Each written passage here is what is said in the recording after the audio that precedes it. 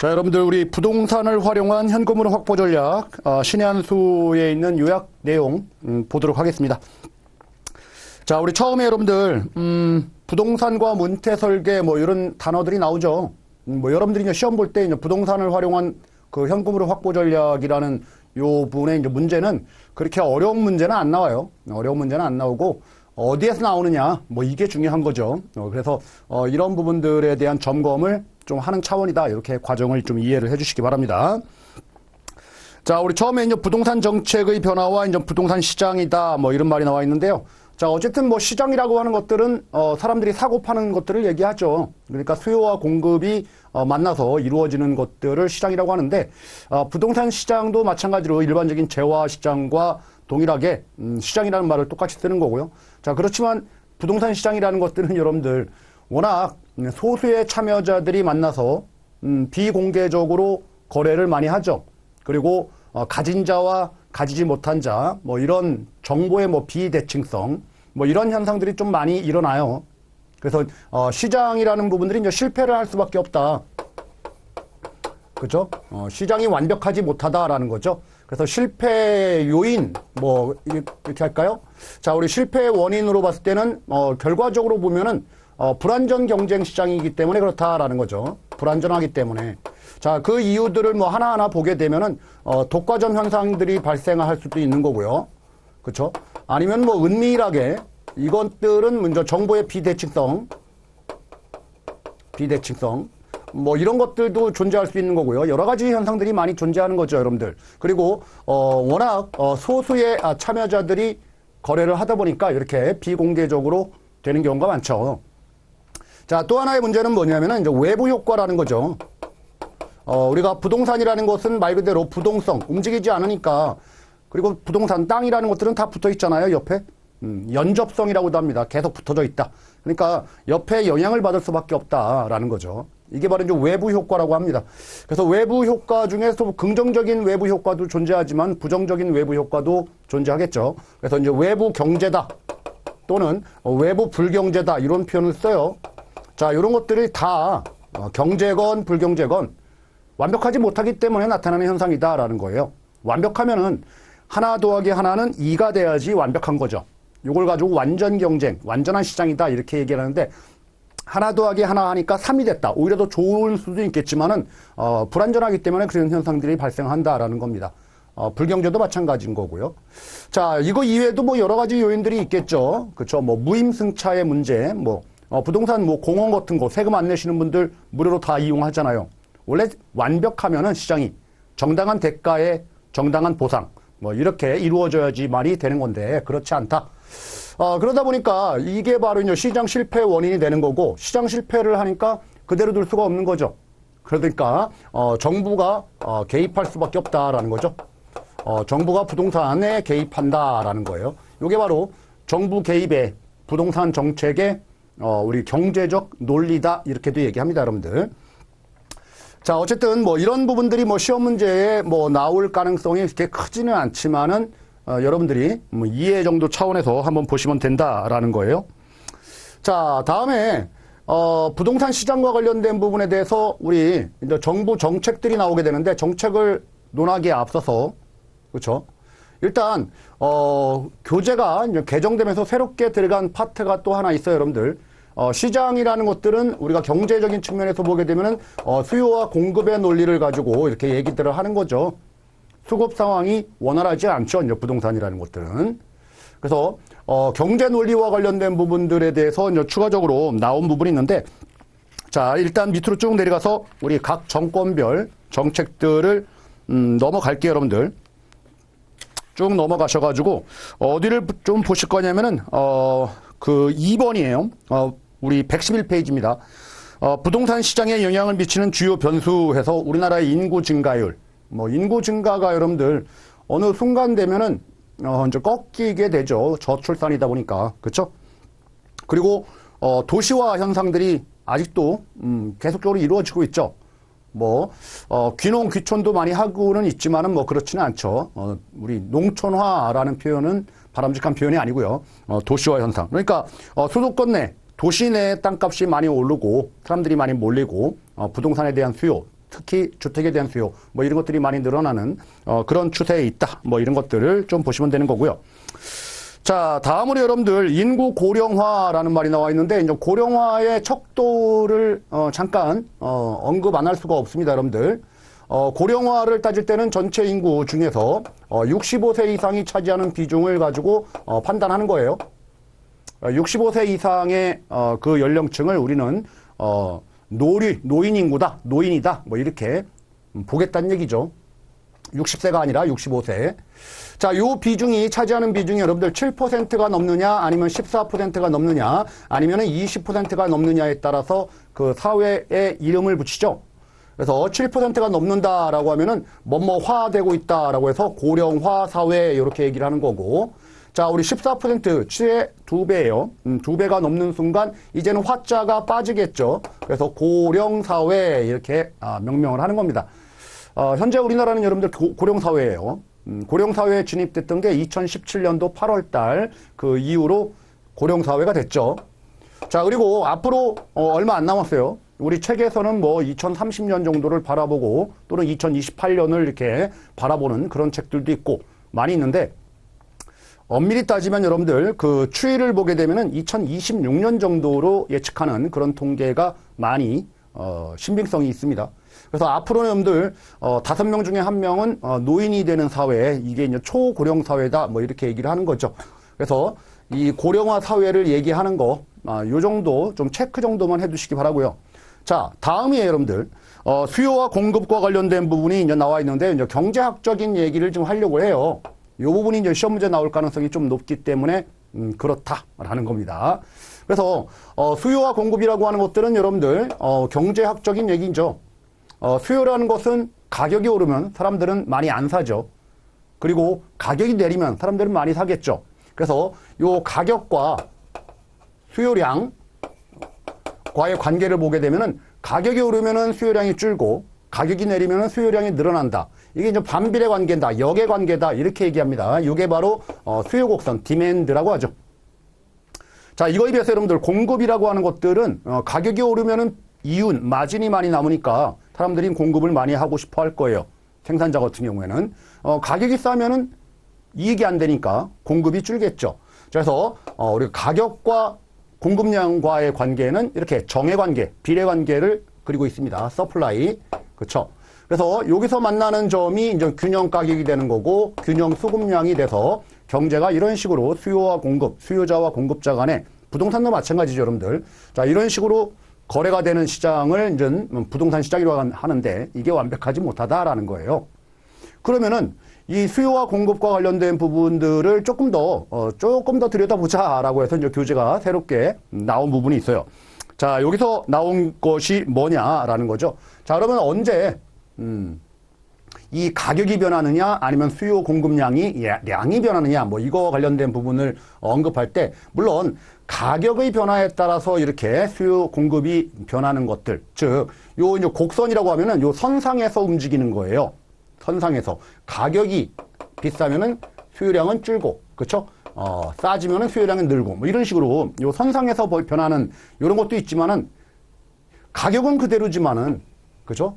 가격은 그대로지만은 오히려 수요가 늘어나는 경우도 있어요. 그렇죠? 이렇게 된다는 얘기죠. 곡선 자체가. 이렇게 되는 거. 반대의 경우도 있을 거예요. 줄어드는 경우도 있을 거예요. 그렇죠? 이런 것들이 이제 교재가 새로 들어갔다라는 거예요. 그래서 이런 부분들은 이제 나올 법하기 때문에 간단하게 정리를 해 두셔야 됩니다, 여러분들. 그러면 가격 외적인 요인으로 우리 교재에서 얘기하고 있는 것들은 대체제예요. 대체제.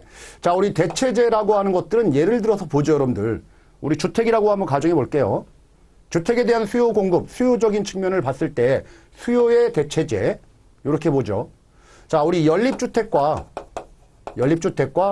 만약에 이제 다세대 주택이 있다라고 하면은 나는 어떤 곳에 살아도 똑같다라고 한번 해볼게요. 그러면 연립을 대체할 수 있는 것들은 다세대 주택이 될 거고, 다세대를 대체할 수 있는 것들은 연립주택이 될 거예요.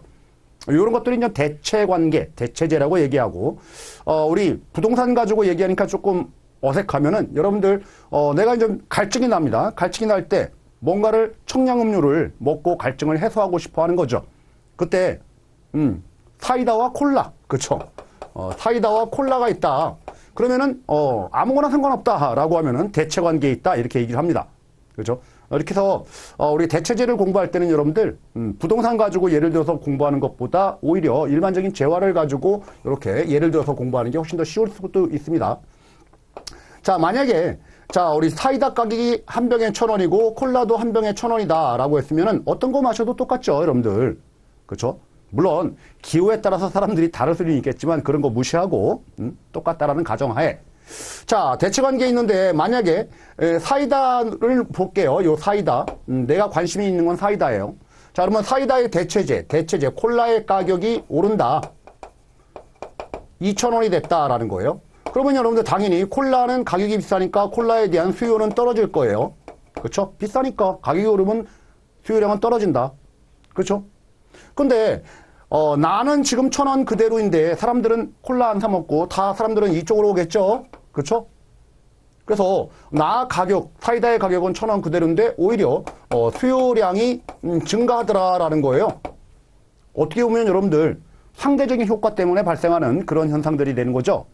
이런 것들이 이제 대체제와의 관계, 대체관계다, 수요의 대체제다 이렇게 얘기합니다. 따라서 여러분들 사이다 입장에서 보게 되면은 대체제의 가격이 오르면은 수요량이 증가한다 이렇게 표현하는 거예요. 그렇죠? 대체제 콜라의 가격이 오르면은 사이다의 수요량이 증가한다 이렇게 되는 겁니다. 그 말은 뭐예요? 연립주택이라고 보게 되면은 다세대 주택 가격이 오르니까 사람들은 연립주택으로 몰려서 연립주택에 대한 수요가 증가한다 이런 거죠, 여러분들. 그래서 이렇게 대체제 가격이 오르면은 이렇게 점이 요 점에서 그렇죠?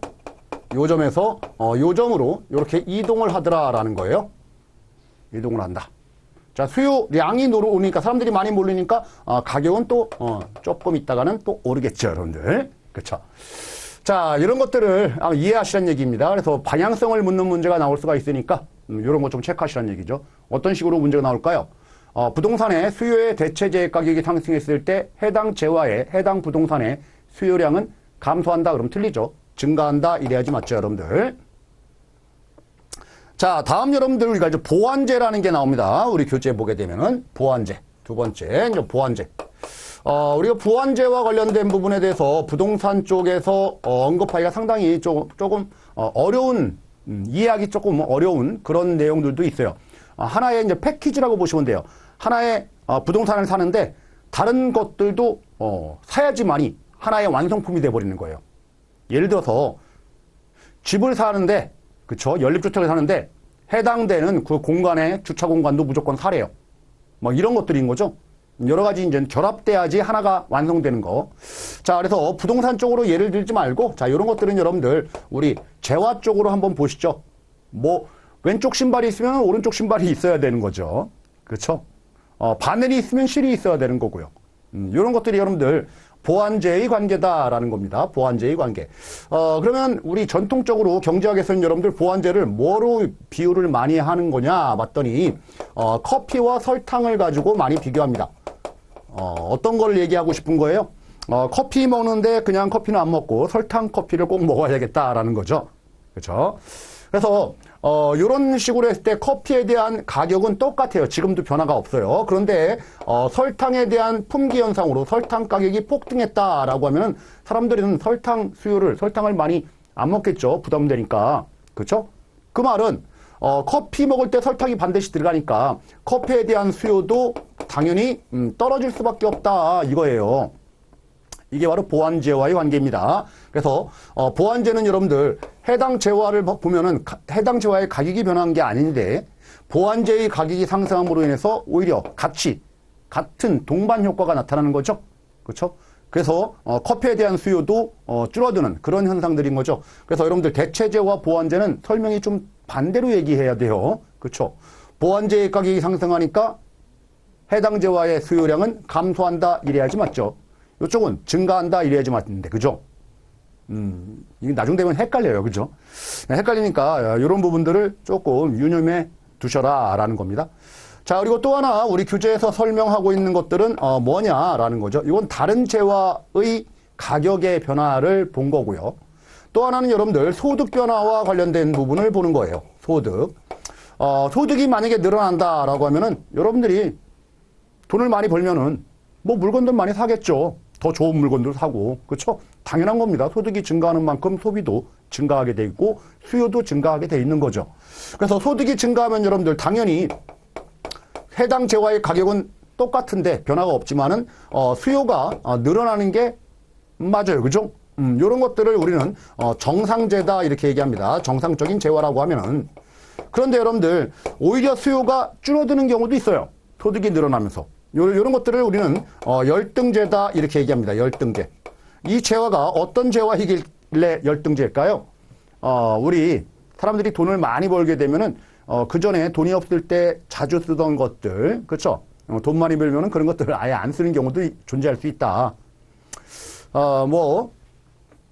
딱히 예를 들자고 하면은 사람들만의 기호의 차이가 있기 때문에 정확한 예는 아니겠지만 어쨌든 간에 우리 이제 부동산 쪽에서 보게 되면 여러분들 요 열등재와 관련된 부분들을 한번 이렇게 보죠. 여러분들 원룸도 열등재가 될 수도 있어요. 그죠?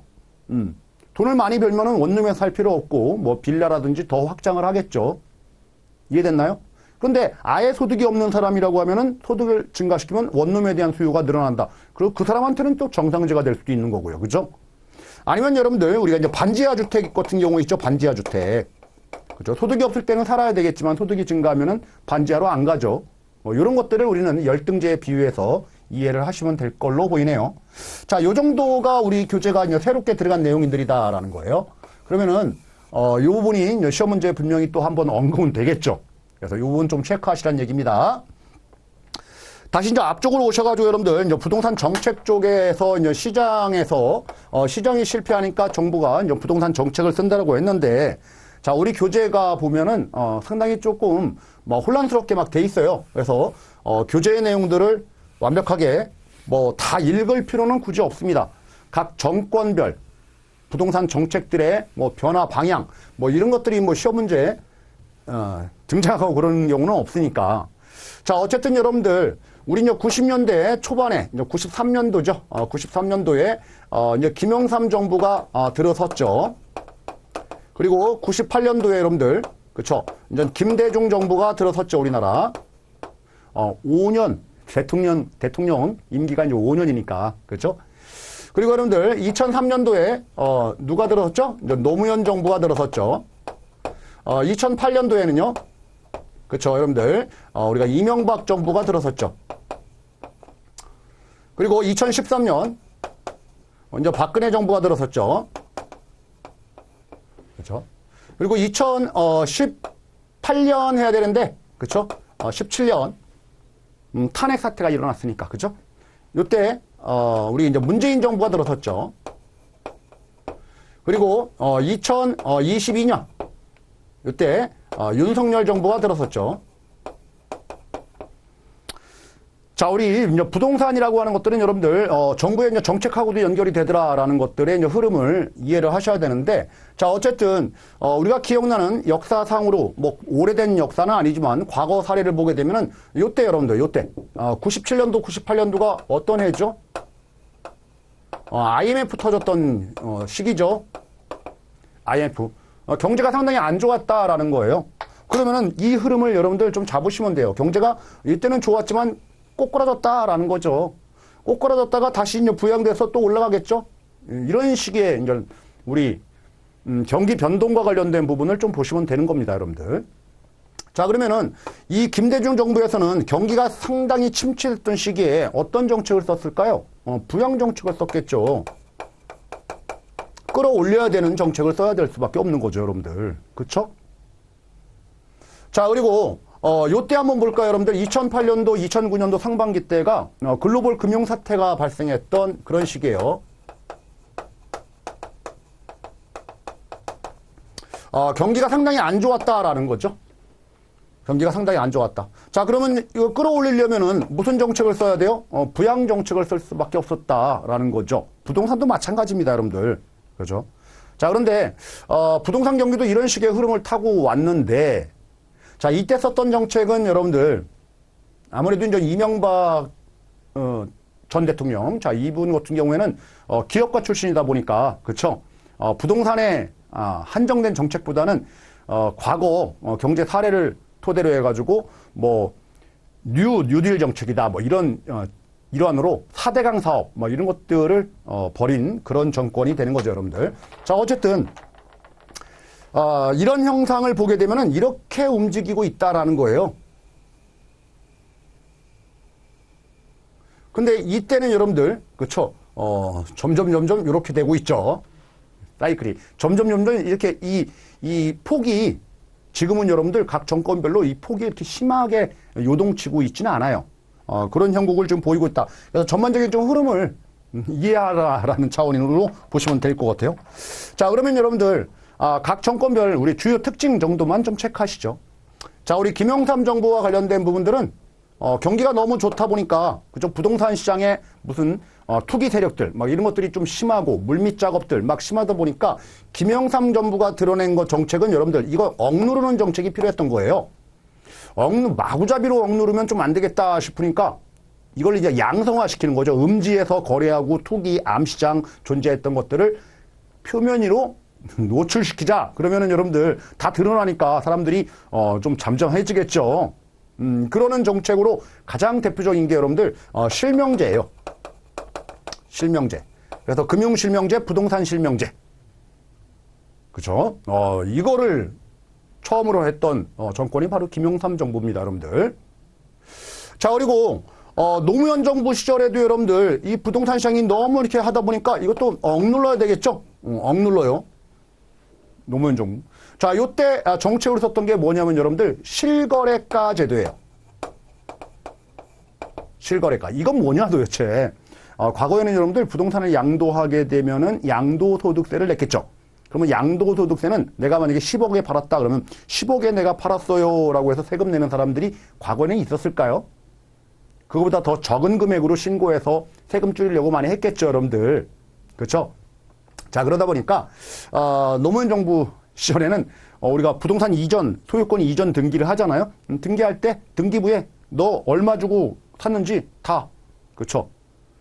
등기부에 기재해라, 실거래가를. 그리고 실거래가 그 거래했던 관할, 시장, 군수, 구청장에게, 그렇죠? 실거래가 신고해라. 이런 제도들이 나오기 시작했다라는 겁니다. 그리고 이때 또 나왔던 정책 중에 대표적인 게 우리가 종합부동산세. 종합부동산세. 세금과 관련된 부분들을 막 중과하고, 그렇죠? 세금 물리고, 양도소득세 중과. 이것들은 다 억누르는 정책이에요. 억제하게, 막 못하게. 그렇죠? 이런 정책들을 썼다라는 것들을 좀 보시면 될 것 같아요. 그래서 여러분들, 각 정권별, 뒤 이유는 여러분들 굳이 막 암기하고 그러실 필요는 없습니다. 이런 것들을 다 묻는 거는 거의 뭐 극한된 문제예요. 거의 출제를 안 하니까 이런 것들 그냥 참고로 여러분들 문제 있는 것들도 참고로만 보시면 될 것 같아요.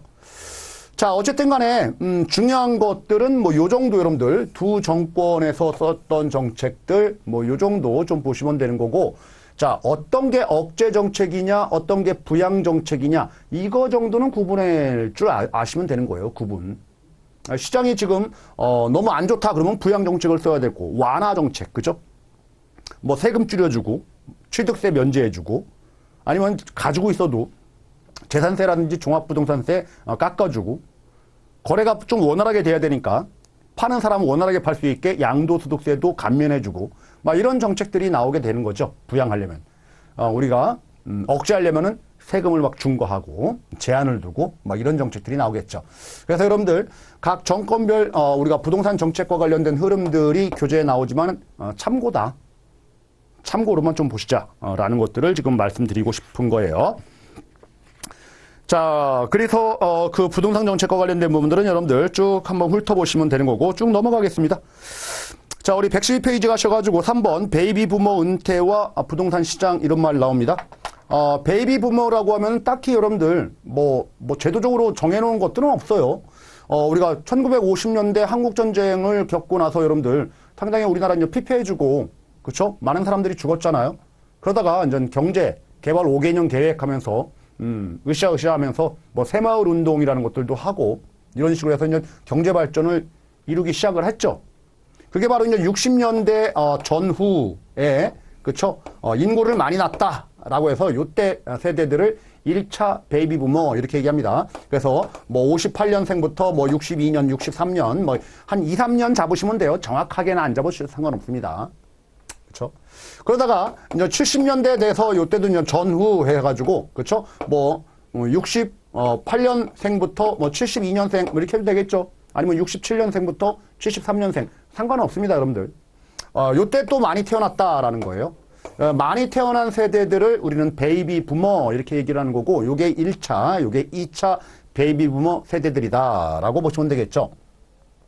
자, 어쨌든 우리나라는 여러분들 70년대, 80년대, 90년대 들어오면서 이제 고속 성장을 하죠. 그죠? 이런 베이비 부머가 우리나라 경제를 발전시킨 원천 세대였어요. 쉽게 말하면은. 지금 살고 있는 터전들을 세계 강국으로 만든 거죠.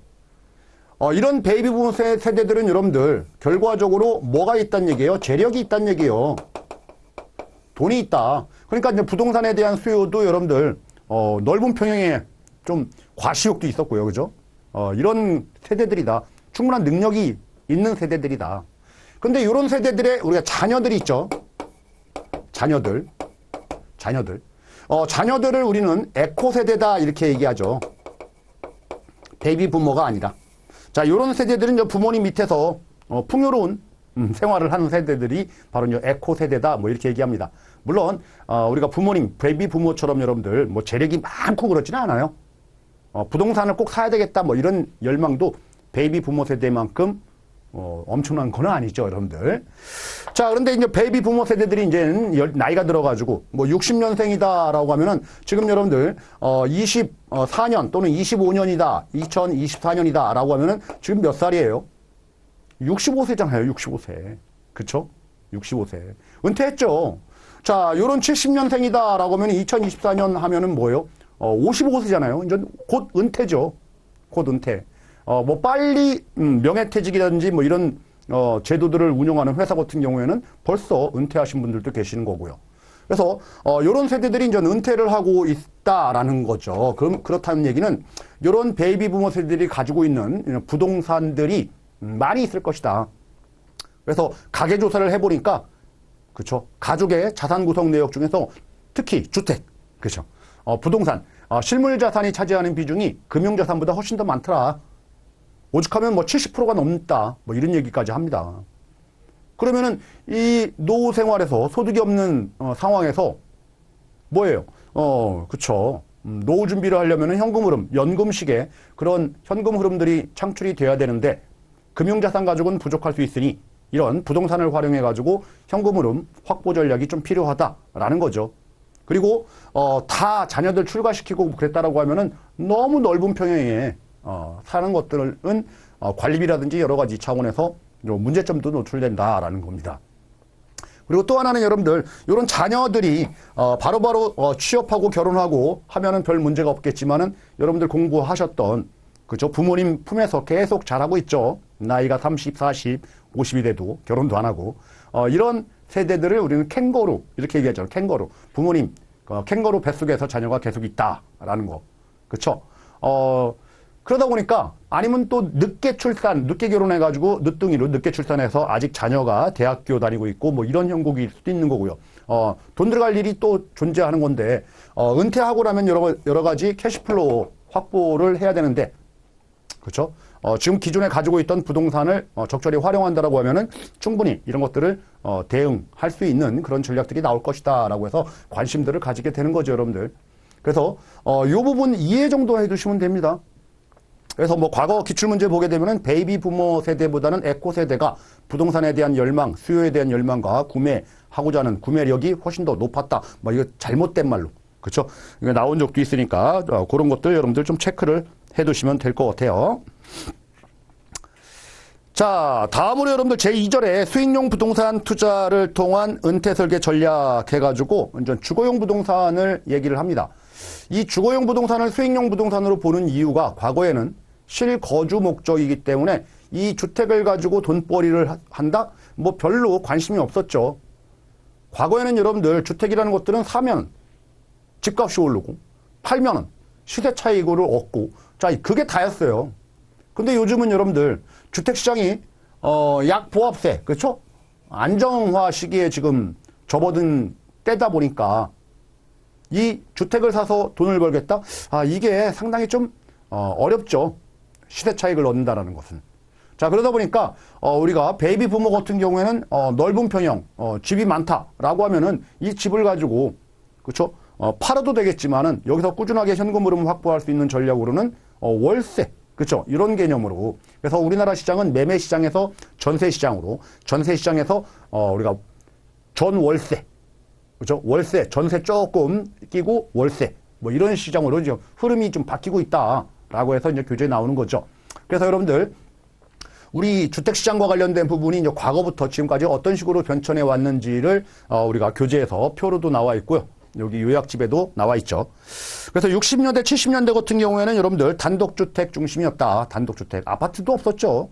그런데 70년대 후반부터 이제 80년대 들어서면서, 그죠? 88 올림픽, 서울 올림픽도 개최하고 아파트 시대가 도래가 된 거죠, 여러분들.